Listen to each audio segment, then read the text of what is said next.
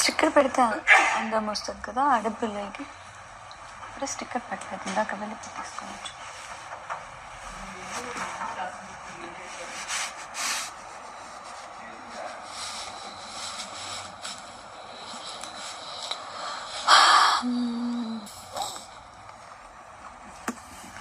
First లో అయితే మాట్లాడేది కాదు తనుజ నీతో సరిగ్గా.